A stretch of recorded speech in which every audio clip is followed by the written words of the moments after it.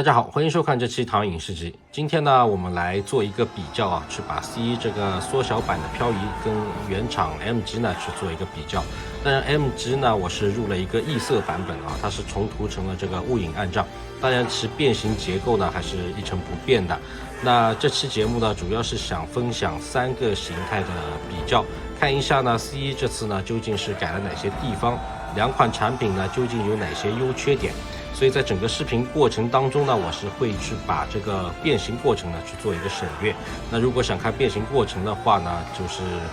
不好意思了啊，这期节目可能满足不了你了啊。好，我们闲篇不多扯，一起来看一下这2款玩具的具体表现吧。人形身高部分呢 ，C1 只到了原版 MG 肩膀的位置，更加接近于官方 V 级别玩具的大小。那至于能不能配 MPM 比例呢，我个人倒不是很在意啊，毕竟它的变4的这个造型呢，整体拟人化程度呢是非常的高。那与现有的 MPM 系列比起来呢，画风还是有所差异的。两款玩具的质感摸起来呢 ，C1 的这一款呢会显得更加的偏柔偏轻一些，而 MG 的这一款呢会显得更加的偏硬偏重一些。喜欢质感的话呢，这款 MG 的确在重量方面呢是非常有优势的，这一款呢就会显得非常的轻。那至于倒角的处理呢，我感觉还是听听就行了啊，它并没有做很好的倒角的处理啊，摸起来该扎手的地方呢还是有，只是材质呢变得更柔了一些，只能说跟 C1 之前的产品比起来呢，这个用料呢的确是更加的柔，手感的确是有提升，但是倒角处理呢的确是真的是没有啊，的确是没有。头雕由于是不同的角色，所以没有办法做直观的比较。但是 C1 的这款呢，在原本变5的头雕上面呢，是给了一个变4的替换脸。那我个人感觉呢，这颗变4的替换脸呢，会显得更加的沉稳。我个人也更加喜欢这颗变4的替换脸。那不得不说呢，一颗好的头雕呢，的确是会给玩具加分不少。再反观 MG 的这颗雾影暗障的头雕啊，简直就不是一个维度上的东西了啊！两款玩具上半身的可动呢，并无二致，但是有2处细节呢 ，MG 的玩具呢，则是完胜的。一处是在手臂后部这一块部件，可以看到它这一块部件呢，是有一个回弹的一个装置，在变形的时候呢，这一块部件呢是会被抵到里面去，人形状态下呢会自动弹出。但是 C1 的这一款呢，它就内部呢就是没有加装弹簧，所以在给它摁到底的时候呢，再变回人形呢，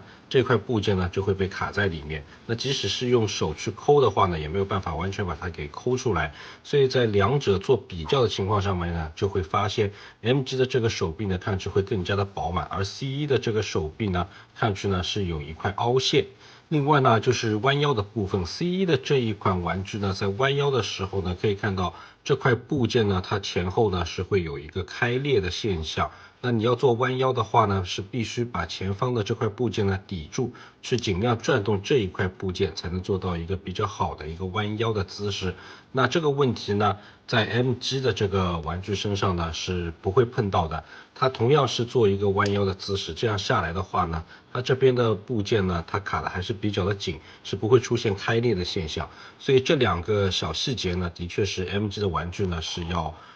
略好于 C1 的啊。再来看一下下肢的可动 ，C1 这一次改动最大的呢，就是腿部的这2块装甲。内部呢是改成了双动关节，把2块装甲呢往下搓动之后呢，它是可以有一定幅度的这个可动的提升，包括它的这个侧踢提升呢也是非常的显著。那再来看一下原版，原版呢它腿甲部分呢里面呢是加装了弹簧，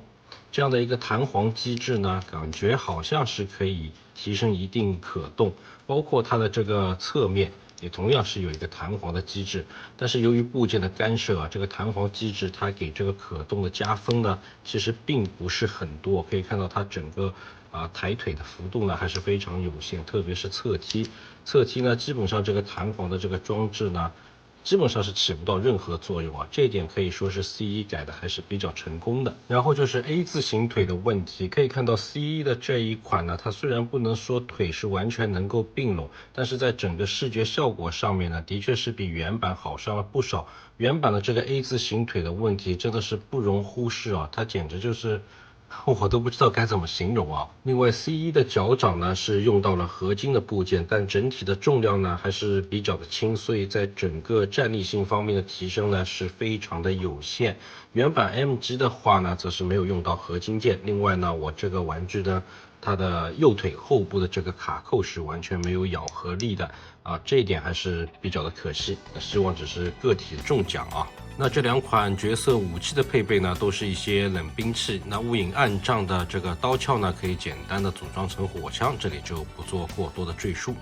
好，那接着我们再来看一下车型的对比。这两款玩具呢，从人形到车型的变形结构呢，都是一致的。那至于两款玩具究竟哪个变形的手感会好一点呢？这还真不太好说。因为对我个人而言呢，这样的变形结构呢，会让我感觉整个过程比较痛苦。可能 MG 的玩具拿在手上呢，会感觉材质偏硬一些，而 C1 的呢更偏软一些。那大小方面呢，可以看到 C1 的这个比例呢会缩得更小，更接近于官方 D 级别玩具的大小。虽然 C1 在比例上面呢是做了一定的缩小，但是在细节刻画方面呢却比原版肉了很多，特别是前挡风玻璃一边的雨刮的刻画更是做反了啊，这一点实在是太不应该。轮圈方面的刻画呢，可以看到原版呢中间是可以看到那根金属的打轴，但是 C1 这一次呢则是把这一根轴呢做了一个隐蔽的处理，这一点的确是做得非常的不错。两台车呢都是用到了橡胶轮胎，但是橡胶轮胎的坑纹呢 C1 这边呢又同样是做了简化，所以 C1 的这台小车呢给我的感觉是它缩小了，但是又跟小而精致不沾边。轮胎滚动性方面呢，两辆车呢都是有个别轮胎滚动不是非常顺畅的问题存在。那推车方面呢，应该是我个人变形的这个调整方面的问题啊，都有一些托底的情况出现。那原本 MG 的这台车呢，其实刚从包装里拿出来的时候呢，它托底的情况并不是非常严重啊，但是换到我自己变形的话呢，我感觉我好像怎么都变不回去了啊。好，我们最后再来看一下这个所谓的直升机状态啊。那与其说这个是直升机的形态，不如说它是陨石形态，我可能还更容易接受一些啊。